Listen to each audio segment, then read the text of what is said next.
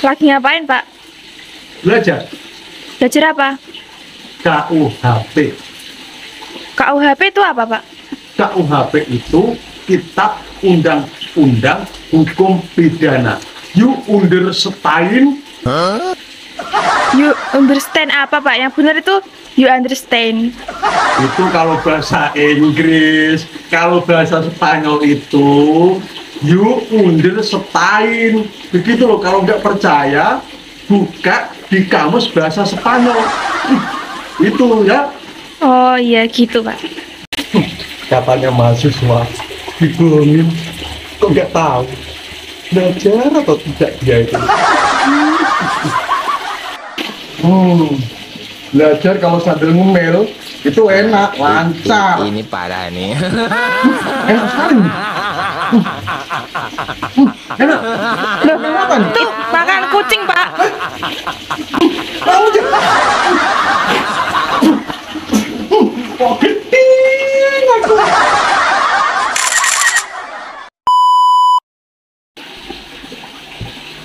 Assalamualaikum warahmatullahi wabarakatuh. Ketemu lagi dengan Bribka Suyono, masih di channel Suyono Listrik. Tentunya masih membahas seputaran anxiety, psikosomatik maupun asam lambung, dan tentunya berdasarkan pengalaman yang saya alami.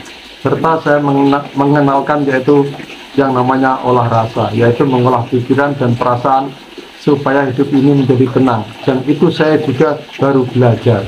Itu. Apa kabar Anda semua? Saya doakan semoga Anda selalu sehat, baik jasmani, jiwani, dan yang lebih utama Anda segera lepas dari anxiety, psikosomatik maupun asam lambung. Oke, kali ini saya akan terus memotivasi Anda. Biar apa? Biar Anda nanti itu akan segera ada semangat ya, untuk bangkit dari ini semua. Karena saya tahu apa yang Anda rasakan. Anda inginnya itu bagaimana, saya sebenarnya itu tahu persis, tahu dan amat tahu, sangat tahu sekali gitu ya. Karena apa? Anda saat ini Anda hanya butuh satu, hanya ada satu kebutuhan, yaitu apa? Butuh sehat, butuh sembuh gitu. Karena ada sakit, tetapi orang sehat banyak sekali keinginannya, kebutuhannya banyak sekali. Anda ini hanya satu keinginan, yaitu apa? Sehat. Sedangkan orang sehat banyak sekali keinginannya, ingin belanja ini, belanja itu, ingin ke mall, ke mana, piknik dan sebagainya. Ya atau tidak? Nah, ini bukti bahwa sakit kita sebenarnya itu juga membawa berkah tersendiri, bisa membawa manfaat buat diri kita sendiri. Sebenarnya kalau kita mau memahami itu, tetapi memang ini memang susah ditumbuhkan dalam hati, memang harus dilatih. Kalau nggak dilatih ya nggak bakal bisa. Semua itu perlu latihan. Ya atau tidak? Santai saja ya. Ayo bangkit demi siapa? Demi Anda sendiri, demi keluarga Anda, anak Anda atau pasangan Anda. Ayo bangkit. Jangan Anda itu namanya larut dalam sensasi itu. Ya saya tahu. Gimana nggak larut Pak, sensasinya begini-begini. Ya saya tahu. Tetapi Anda memang harus belajar dari diri Anda. Belajar dulu dari diri Anda. Ya. Ini nanti yang saya sampaikan bukan patokan, bukan dasar. Ya. Kalau istilahnya bukan ilmu pasti. Karena apa? Ini pengalaman saya yang saya lakukan. Bisa saja apa yang saya lakukan ini saat saya sakit ya, tip-tip dari saya itu tidak cocok untuk Anda. Karena apa? Nanti Anda juga akan menemukan tips tersendiri, taktik dan strategi sendiri. Itu muncul dari mana? Ya muncul dari pembelajaran Anda pada tubuh Anda, pada diri Anda, begitu. Ya, itu yang perlu Anda pahami. Jadi Anda itu, saya itu ya, hanya bisa menunjukkan jalan, hanya bisa mengantarkan Anda, tapi mohon maaf, mungkin tidak bisa sampai tujuan. Itu yang perlu Anda pahami. Nah, sekarang tanda-tanda Anda akan segera sehat, akan segera sembuh, akan segera bangkit. Ya, ini tanda-tandanya kalau Anda ingin cepat bangkit. Ya, sudah bisa. Ya pokoknya tandanya kalau Anda ingin segera sembuh ya ini nanti. Ini menurut pengalaman saya, karena saya pelajari dari diri saya. Dulu saya bagaimana ya, begini, oh saya begini begitu ya. Makanya di sini itu Anda juga harus tahu edukasinya, apa itu asam lambung, apa itu anxiety disorder, dan apa itu psikosomatik. Nah, edukasi ini sangat dibutuhkan sekali, sangat penting supaya apa? Supaya Anda tahu sifat penyakit ini bagaimana, cara kerjanya bagaimana. Misalnya kalau dalam ilmu yang lebih tinggi, yaitu visi dan misinya itu apa sih? Visi dan misi. Kalau di tempat saya visi dan misi, nggak tahu di tempat Anda. Itu. Jadi Anda harus tahu tujuan dari sakit ini itu apa, gitu. Tujuannya itu apa. Ya. Sama kayak COVID-19. Kan tujuannya apa? Menyerang, yaitu apa yang diserang? Yaitu paru-paru. Kan begitu. Terus apalagi misalnya virus ini, dia itu menyerangnya ke bagian apa? Misalnya ke sistem imun. Nah, itu Anda harus tahu. Begitu. Jadi orang menciptakan obat itu juga dia tahu. Kalau misalnya ya, tidak menciptakan obat lah, menciptakan yaitu vaksin. Dia harus tahu cara kerja virus itu bagaimana. Apa yang tujuan dari virus itu ingin kemana, begitu. Harus tahu. Nah, sama halnya dengan Anda. Anda harus tahu sakit saya ini itu yang diserang itu apa saya, begitu. Terus tujuannya apa sih sakit ini menyerang saya? Terus sifat-sifatnya bagaimana sih? Isinya apa sih sakit ini? Nah, itu Anda harus tahu. Ya, ingat psikosomatik itu adalah kondisi pikiran yang mempengaruhi raga Anda. Pikiran Anda penuh, alam bawah sadar Anda penuh, yaitu terjadilah yang namanya ya psikosomatik karena sudah mempengaruhi ke badan. Gitu. Anda berpikir terus, badan Anda lemah. Nah, itu psikosomatik ya, menunjukkan gejala di badan gitu. Lain dengan psikotik. Nah, itu sudah saya bahas sebenarnya ya. Saya memang banyak bicara karena motivator harus banyak bicara. Yang penting ada faktanya, yang penting sesuai dengan kenyataan, yang penting jujur apa adanya ya, itu. Nah, sekarang ini tanda-tanda Anda akan bisa segera bantu. Nah, yang pertama adalah Anda sudah tidak murung lagi di kamar. Biasanya penderitaan anxiety psikosomatik maupun asam lambung itu kan sudah disertai kecemasan ya, cemas terus. Akhirnya dia itu menginginkan murung berbaring di kamar, nggak mau keluar rumah ya. Padahal di kamar itu dia juga memikirkan suatu hal yang nggak perlu, melamun akhirnya. Nah, yang ngomong dulu juga begitu. Makanya saya mengingatkan pada Anda, jangan. Karena apa? Itu justru malah akan membuat Anda terpuruk. Nanti Anda nggak punya rasa percaya diri. Anda nanti minder kalau di kamar terus, di rumah terus ya. Keluarlah, serambi di mana gitu, dilatih ya. Terus yang kedua, tetap beraktivitas walaupun apapun sensasi yang kita rasakan. Nah, dulu saya setelah saya tahu ilmunya ya, kalau sebelum ya saya nggak berani kayak begini, ini nggak berani. Tuh. Tetap beraktivitas walaupun apa sensasinya. Dulu saya itu ya, setelah saya tahu ilmunya, ya udah saya tetap bekerja, beraktivitas, pokoknya sensasi apapun biarin saja gitu. Pokoknya saya beraktivitas, kalau capek ya udah pulang, terus di rumah ya saya terus relaksasi begitu. Ya atau saya ya melakukan hal yang lain gitu, kayak hobi-hobi yang lain begitu, kayak melihat ikan begini. Kalau dulu saya belum punya ikan ini, tetapi kolam saya di depan rumah begitu. Terus yang ketiga, sudah bisa beradaptasi dengan keadaan. Nah, Anda sudah bisa menyesuaikan diri. Adaptasi kan menyesuaikan diri. Menyesuaikan diri dengan keadaan Anda. Sudah bisa menyesuaikan diri. Oh iya, sekarang saya begini, ya, saya sesuaikan keadaan saya begini, begitu.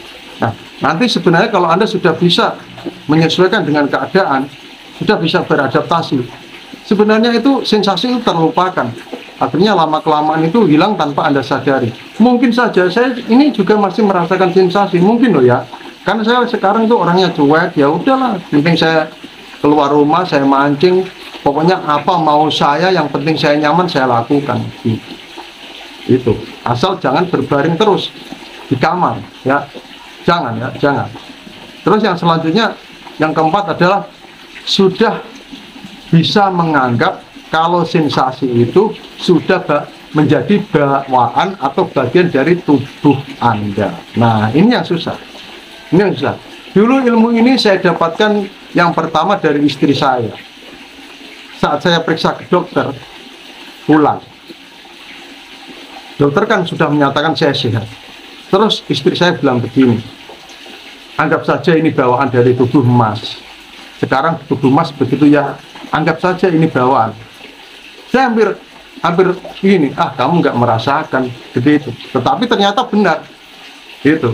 Terus yang kedua, ini saran dari almarhum kakak saya, bahwa dia bilang, sudahlah Yon, sakitmu itu yang bisa menyembuhkan itu pikiranmu sendiri, begitu.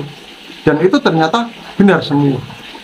Nah, jadi pentingnya seorang motivator, pentingnya Anda itu sering dapat motivasi dari orang, ya ini begitu, untuk menimbulkan semangat Anda itu ya. Terus yang kelima, sudah bisa berpikir secara logis atau logika, secara nalar.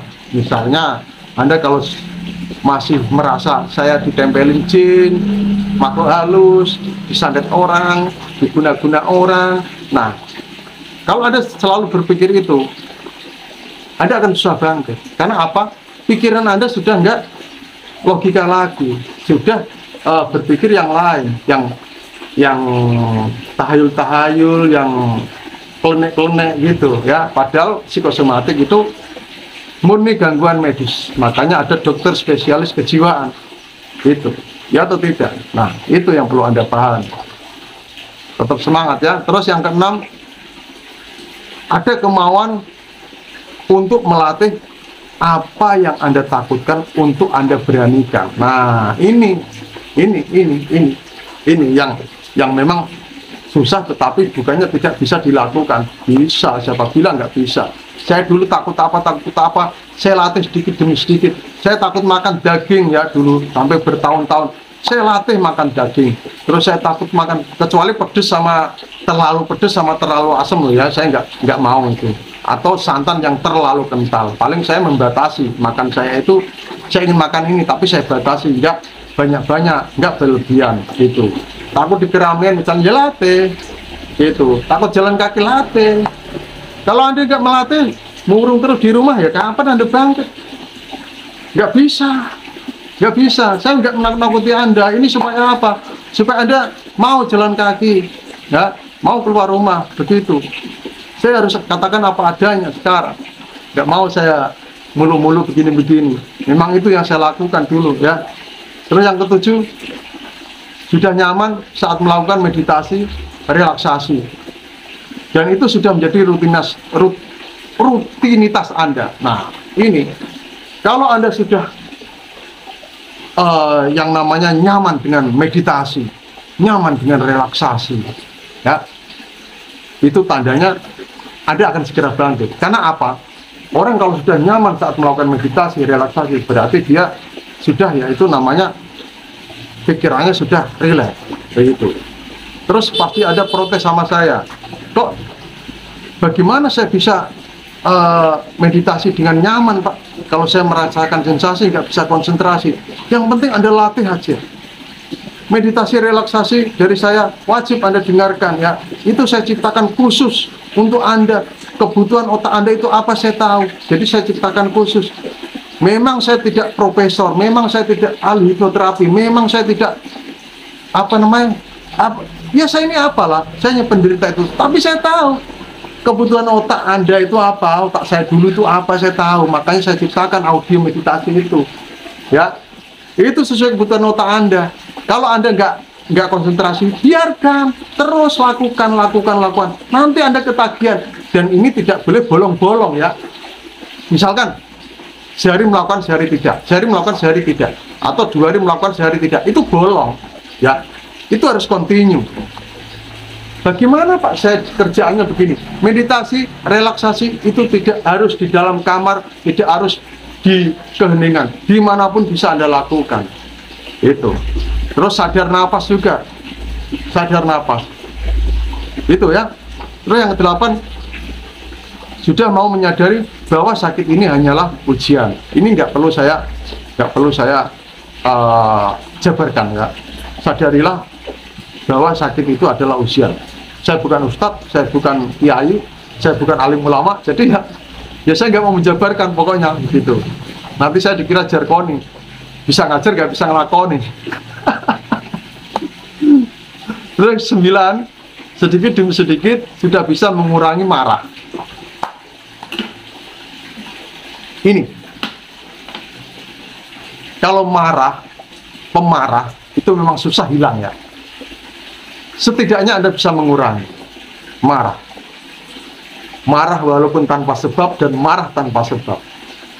Sebenarnya itu ada sebab marah itu. Cuma kita itu kadang merasa nggak ada apa-apa kok marah, ada ya. Itu adalah dari luka batin, dari ya memori-memori dulu yang masih di sini ya, di pikiran bawah sadar Anda itu. Pokoknya apapun udahlah, kurangilah marah. Kalau untuk apa namanya, menghilangkan sepenuhnya belum bisa, saya juga belum bisa ya, saya kurangi saja gitu. Ataupun saya ingin sekali yang penting saya nggak marah gitu aja ya. Terus yang 10, bisa menghindari konflik baik eksternal maupun internal. Apalagi di eksternal internal, maksud saya begini ya, sudah bisa menghindari konflik di dalam, misalnya konflik rumah tangga Anda, konflik dengan tetangga Anda, konflik dengan teman Anda. Hindari konflik sekecil apapun, hindari. Nggak usah berdebat, sudah ngalah. Bisa manut aku, penak-penak. Ngalah, oke? Ngalah. Pokoknya ngalah. Anda sama pasangan Anda ngalah.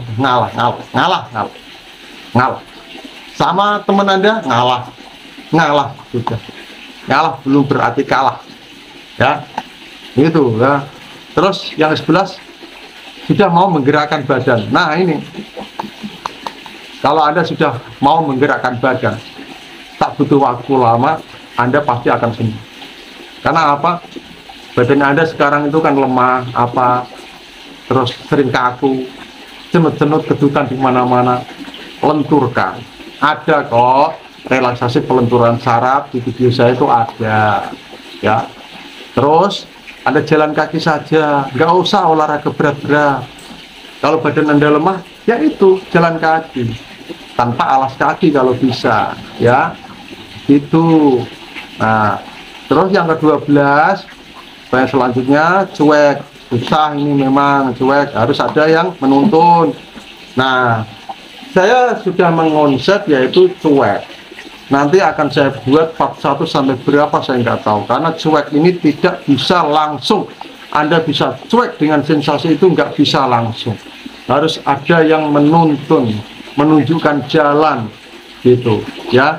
Karena cuek dengan sensasi itu susah, apalagi Anda baru merasakan sakit itu 1 atau 2 bulan, kaget Anda, akhirnya belum bisa cuek. Nah, cuek ini tidak dengan sensasi saja, nanti akan saya jelaskan, ikuti saja video saya terus begitu ya. Saya akan menularkan apa yang saya lakukan pada Anda semua. Mungkin hanya itu saja. Salam sehat dari Bribka Suyono. Wassalamualaikum warahmatullahi wabarakatuh.